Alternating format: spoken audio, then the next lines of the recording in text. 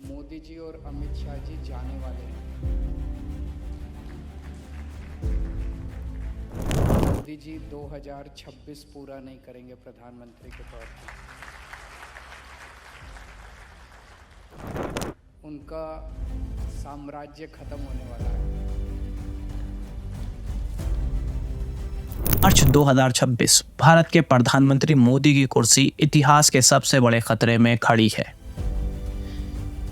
इस खतरे की वजह कोई इलेक्शंस नहीं है, कोई घोटाला नहीं है, बल्कि एक ऐसी डिप्लोमेटिक और इकोनॉमिक तबाही है जो सीधे दिल्ली की सत्ता से शुरू होकर आपके घरों तक पहुंच गई है।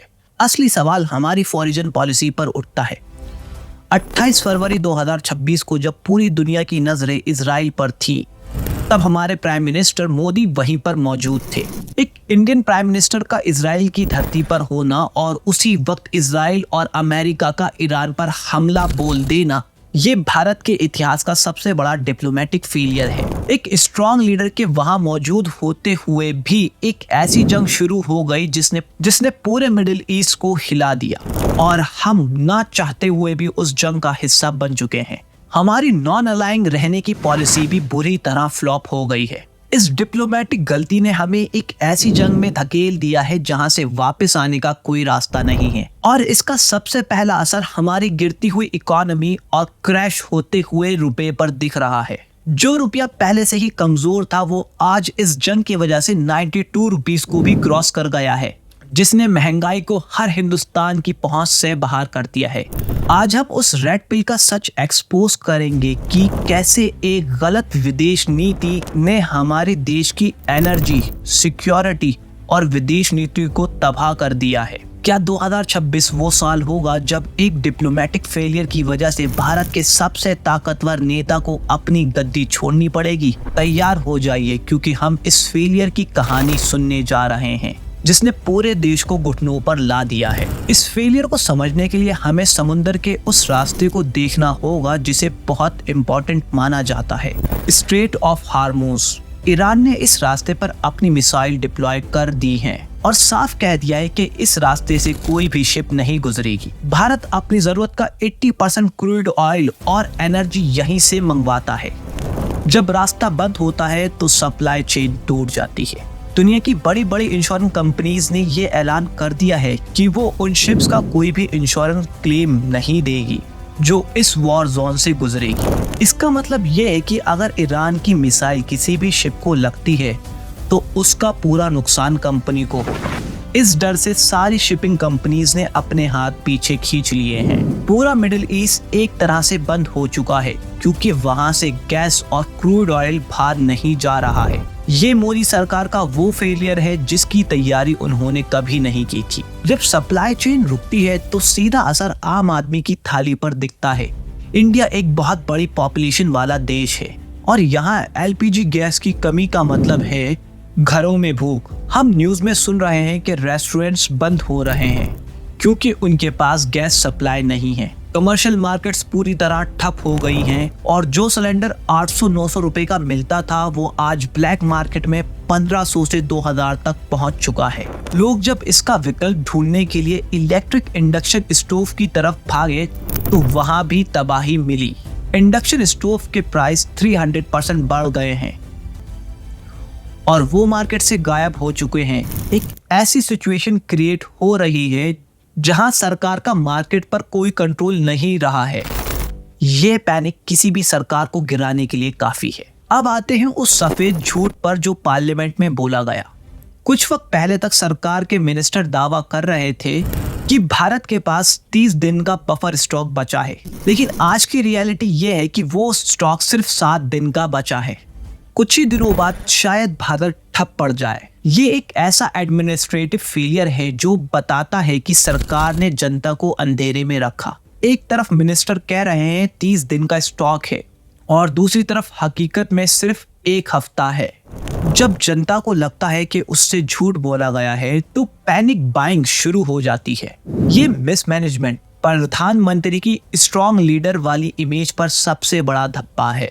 ये पूरी सिचुएशन वैसी ही है जैसे अमेरिका में सिलिकॉन वैली बैंक कोलैप्स हुआ था।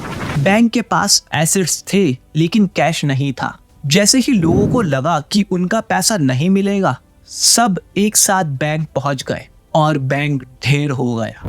भारत में आज एनर्जी बैंक रन हो रहा है। जनता को लगता है कि पेट्रोल और गैस खत्म होने वाली है, तो वो इसको स्टॉक कर कर रख रहे हैं। इस साइकोलॉजिक पैनिक में पूरे सिस्टम को कोलैप्स करने की ताकत है। जब जनता का सरकार पर से भरोसा उठ जाता है तो नेता की कुर्सी गिरने में देर नहीं लगती।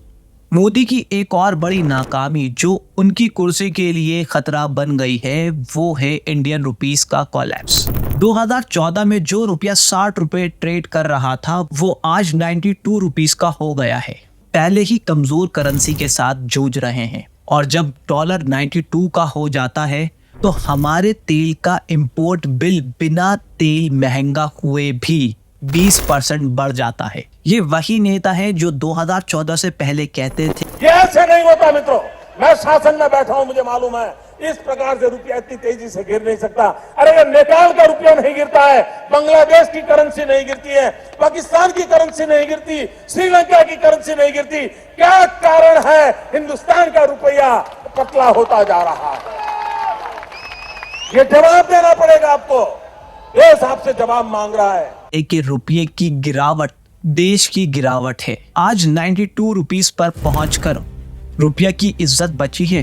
करेंसी का ये कोलैप्स देश की इकोनॉमी पर आखिरी धक्का साबित होगा। और दूसरी तरफ ईरान ने ऐलान कर दिया है कि वो क्रूड ऑयल प्राइस को $200 प्रति बैरल तक ले जाएगा।